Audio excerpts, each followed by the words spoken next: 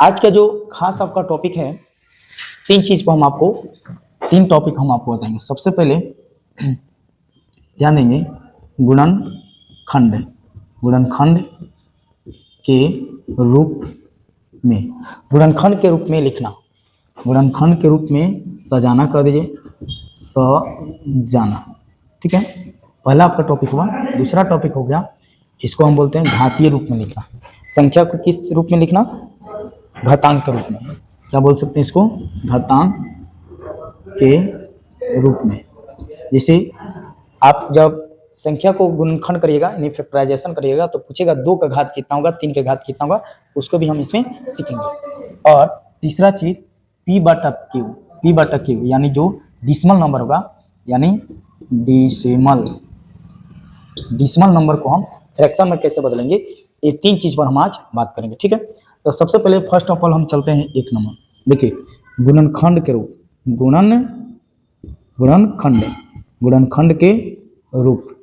गुणनखंड के रूप में सजाना, गुणनखंड के रूप में सजाना। समझते हैं?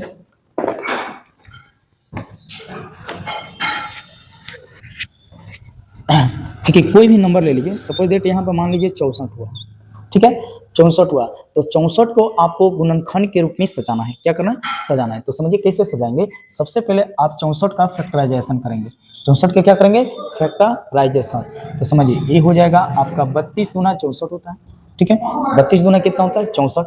ये देखिए, ये कितना हो जाएगा? 16 दूना 32, ये नॉर्मल है। ये हो जाएगा 2, 8 दूना 16, और ये हो जाएगा आपका 2 चौका 8, 2 दूना 4। तो इतना हो गया। क्या हो गया? फैक्टराइजेशन।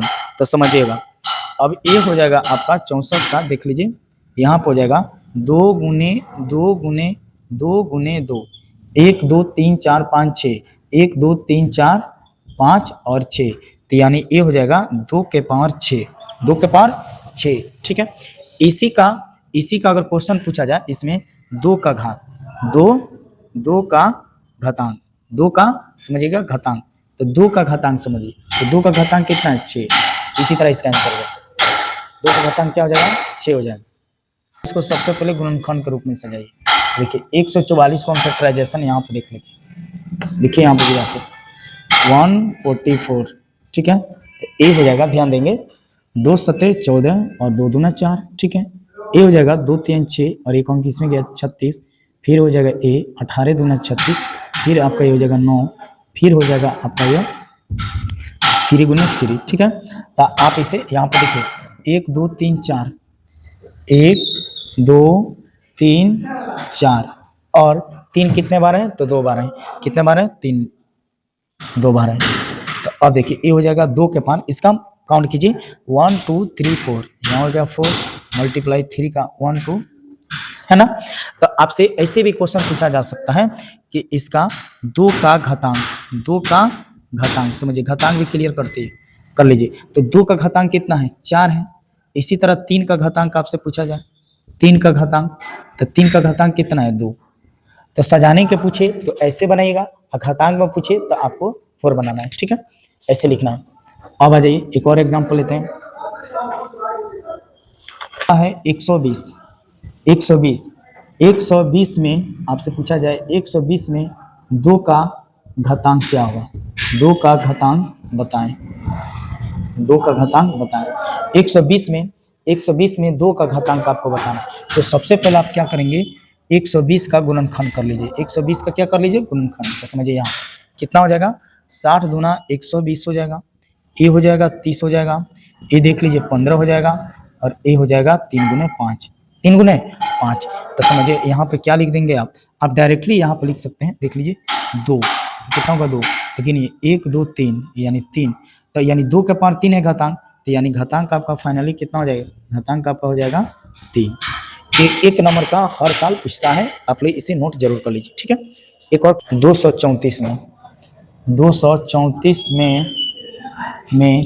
3 का घात पूछ रहा है, यानी बेस 3 हो।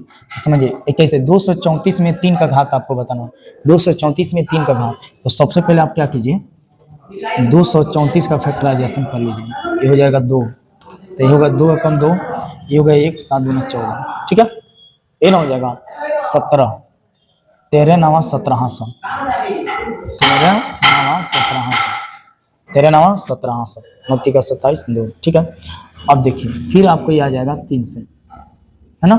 तो आपको 2 का घात बताना, 3 का घात, सॉरी 3 का घात। तो 3 का घात समझिए, ये 3 कितना बार है बोले विद्यार्थी, तो 2 बार है। कितना बार है, 2 बार। यही आपका क्या होगा आंसर। इससे शॉर्ट में बनाइएगा, आपसे बन जाएगा, ठीक। अब आ जाइए P बटा Q के रूप वाला।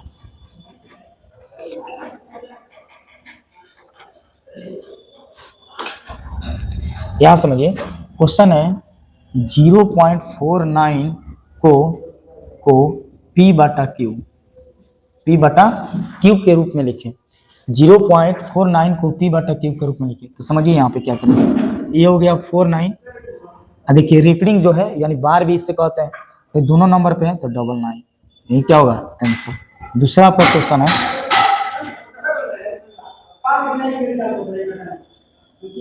एक और क्वेश्चन ले लेते हैं।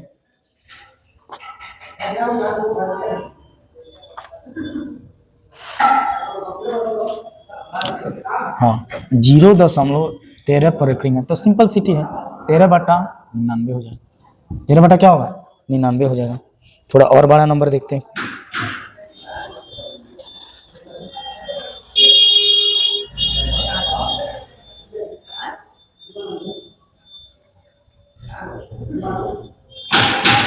यहाँ देखिए दिया है 4, तीसरा है 4.3 पर रेकरिंग, ठीक है। इससे कैसे बनाएंगे तो ध्यान देंगे, इस पूरा नंबर को एक बार लिख लीजिए 4 3 को माइनस जिसमें रेकरिंग नहीं उसको घटाइए, तो ये हो गया 4 बटा एक में रेकरिंग 1 9। अब इसमें नंबर नहीं है तो यहाँ पर 0 बैठा दीजिए, ठीक है।